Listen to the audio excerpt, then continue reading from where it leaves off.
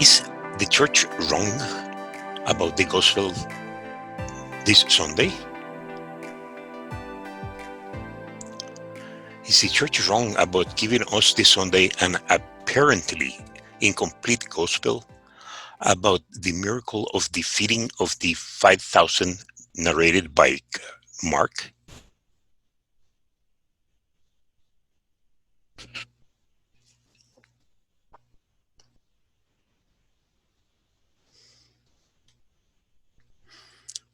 The church giving us an incomplete gospel will be confusing for the believer and totally erratic.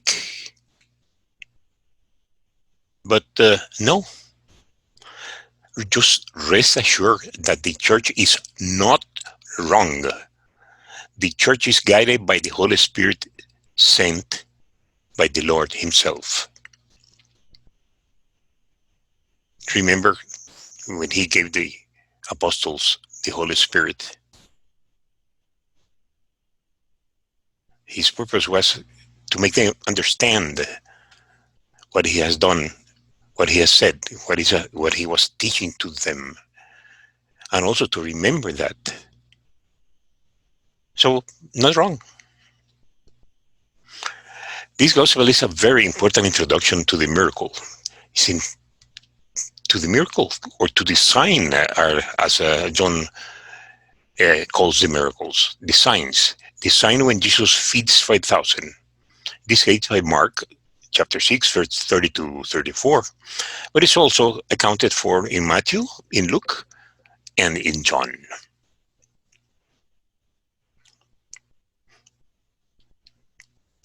Then, why is the church sharing today an introduction from the Gospel of Mark and then waiting for the following Sundays to share the miracle from the Gospel of John? This sign, this miracle, is so fundamental to the Christian faith that is the only miracle narrated in the four Gospels. And it will be shared in the next 4 Sundays. Actually, 5 Sundays with today. The next 4 Sundays, we will finish this. It will be in John 6, 1 to 15, John 6, 24 to 35, John 6 also with verses 41 to 51, and also in John 6, verses 55, and from 60 to 69. But this last sharing from John will be after the festivity of the Assumption of the Blessed Virgin Mary, narrated in Luke chapter 1, verses 39 to 56. So this is the work plan for the next Sundays. So the church is not wrong, but this today's gospel is kind of different. Yeah, but not wrong, never wrong.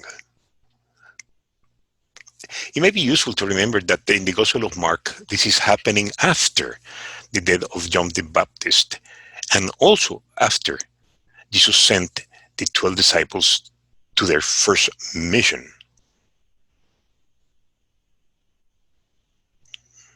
You have a picture of the martyrdom of John the Baptist by the order of Herod and Herodiah.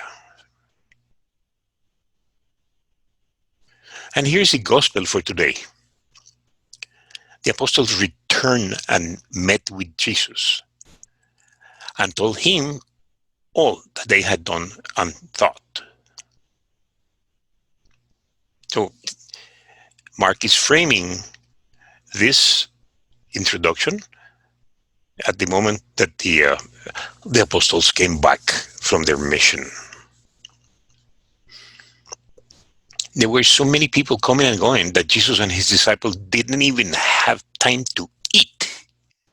So they said to them, let's go off by ourselves to some place where we will be alone and you can rest a while. So they started out in a boat by themselves to a lonely place. Many people, however, saw them leave and knew at once who they were. So they went from all the towns and ran ahead by land and arrived at the place ahead of Jesus and his disciples. When Jesus got out of the boat, he saw this large crowd, and his heart felt or was filled with pity for them because they were like sheep without a shepherd. So he began to teach them many things. A very brief introduction, a very brief gospel. The consults in the gospel to find the central characters, the facts, the items, and activities. The disciples came back from their first mission and they were telling the Lord about the results that they had. But Jesus noticed that they were tired and hungry. So he decided to go somewhere else so they could rest. So they decided to use a boat to go to a lonely place where the people saw them and ran ahead by land and arrived at the place ahead of Jesus and his disciples. When Jesus got out of the boat, he saw this large crowd, and his heart was filled with pity for them because they were like sheep without a shepherd. And so he began to teach them many things.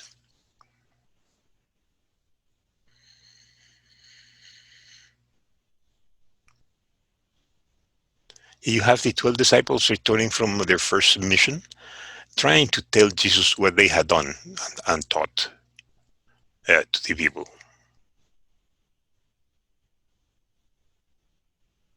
And here you have the 12. Yes, including Judas. He was still there.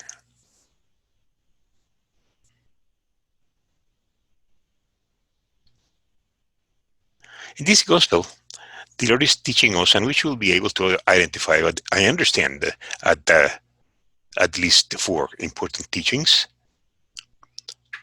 Teaching number one, the disciples came back from their first mission and were trying to tell the Lord about the results. But Jesus noticed that they were tired and hungry, so he decided to go somewhere else so they could rest. The disciples certainly had to face rejections, as Jesus did, from the lost sheep of Israel. Remember that this first mission it was only for the lost sheep of Israel. They were not for the Samaritans, they were not for the Gentiles, just for the Jews that were lost. Lost. Center the attention in the lost sheep of Israel. Please remember this. Jesus is very much aware that sometimes his disciples need to rest and to be alone with him to tell him about our problems. There are two teachings here: rejections that Jesus faced, and also the rejections that his apostles had to face from the lost sheep of Israel.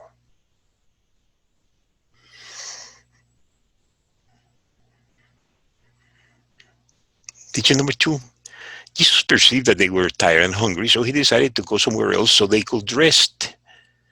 So he decided to use a boat to go to a lonely place. But the people saw them and ran ahead by land and arrived at the place ahead of Jesus as his disciples.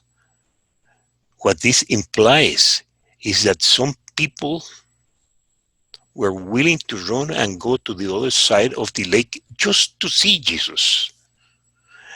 Remember, some people, and these people were the lost sheep of Israel. And they were kind of curious.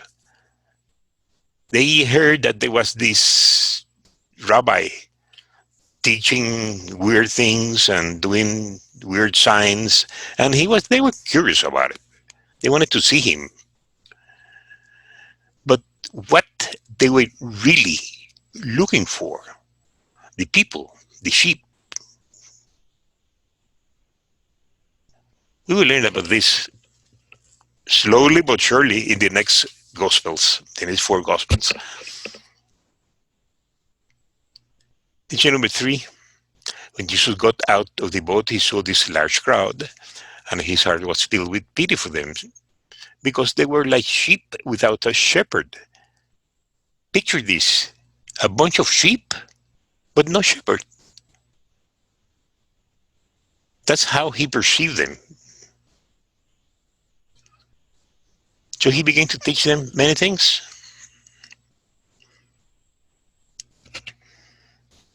This gospel is a very important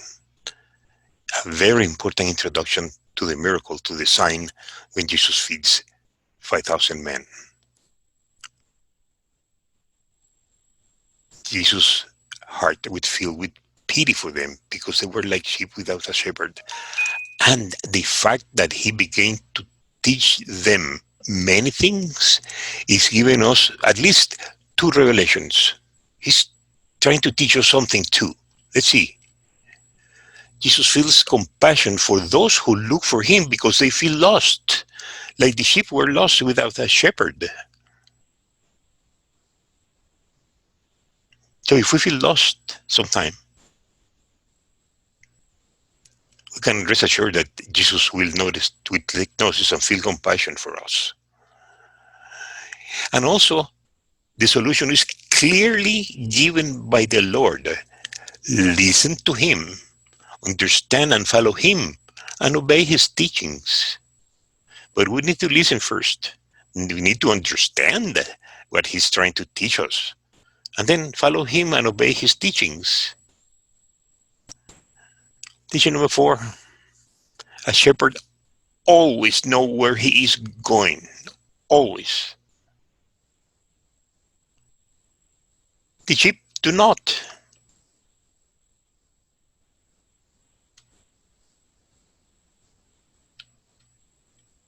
Sheep follow their shepherd, not the other way around.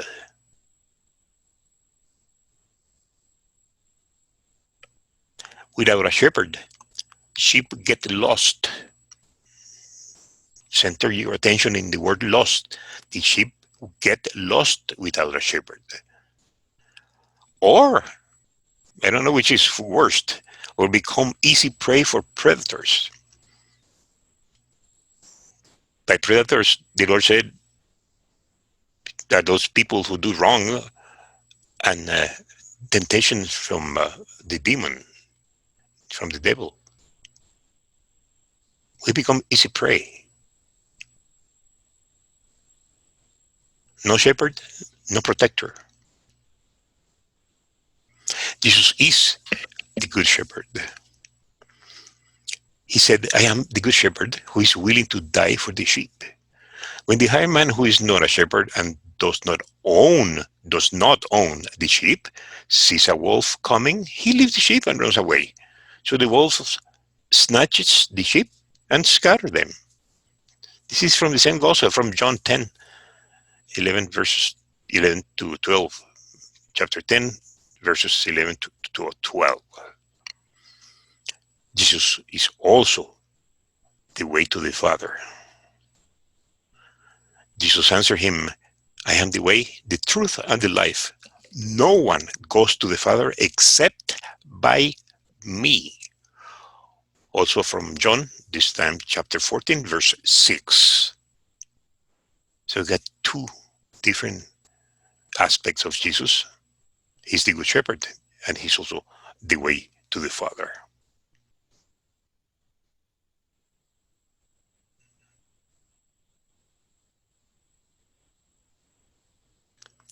You have two pictures, one to the left showing the Lord being a shepherd, rescuing a lost sheep, in this case, carrying the lost sheep. And on the right, you see the statement that he's the way, the truth, and the life, that no one comes to the Father except through him, in John 14, verse 6.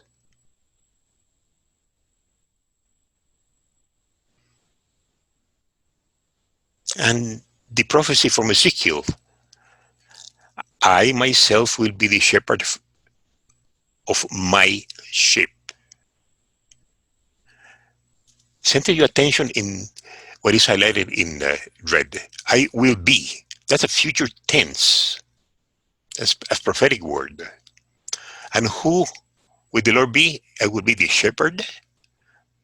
That's a statement of identity. And of my sheep sheep. That's a statement of property. We are his sheep.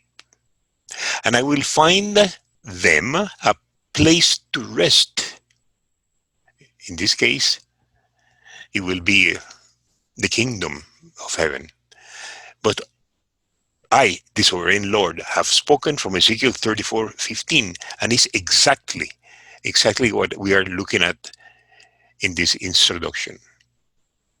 The, the, the fact that Jesus is the shepherd, the sheep that are his, and he was looking for the apostle a place to rest.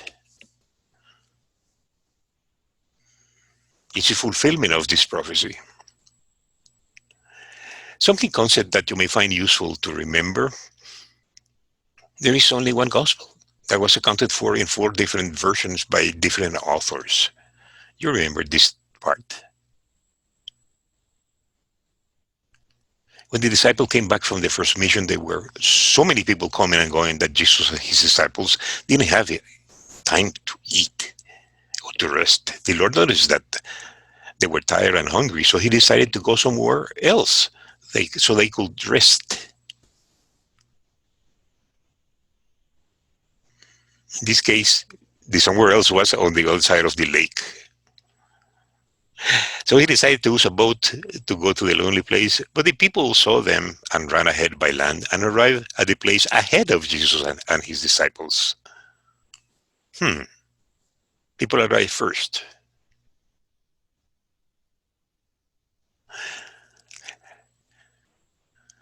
When Jesus got out of the boat, he saw this large crowd, and his heart was filled with pity for them, compassion for them, because they were like sheep without a shepherd. Sheep follow their shepherd, not the other way around.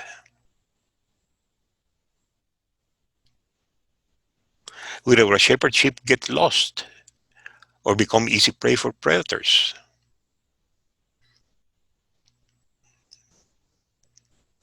So he began to teach them many things.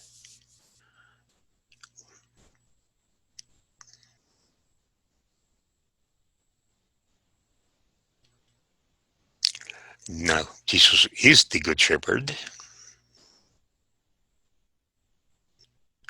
Jesus is the way to the Father. The way to the Father is clearly given by the Lord. Listen, understand, and obey the teaching of the one who the Father sent. He's telling them, it's me. I am the way to the Father. Listen what I say. Understand what I say, what I do. And also obey my teachings, which are the teachings of the one who sent. And become his disciples. So let me ask you some review questions. Why the church is not wrong to split the gospel, this miracle, in 5 Sundays? When did the introduction of this gospel happen?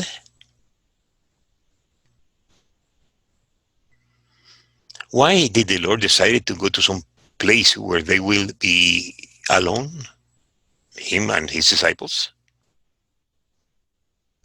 Why the apostles were with Jesus there at that precise moment in history? What the people were looking for? I'm not talking about the disciples. I'm talking about all the people that were there coming and going, bunch of people. Why? What were they looking for?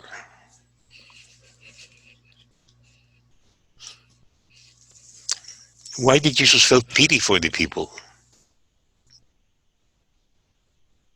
How did Jesus respond to the fact that the people were like sheep without a shepherd? Why did the Lord begin to teach them many things? Who is the way to the Father?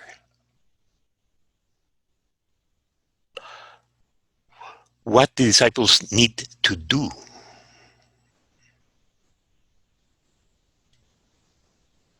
Who is the Good Shepherd? And final question, why Jesus is the way to the Father? This question is different to question number 9, who is the way to the Father? And this is a why. What is the Lord the way to the Father?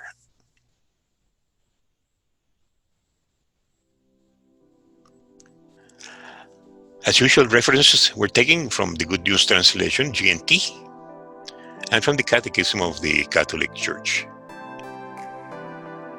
This is Alejandro Burgos from El Paso, Texas.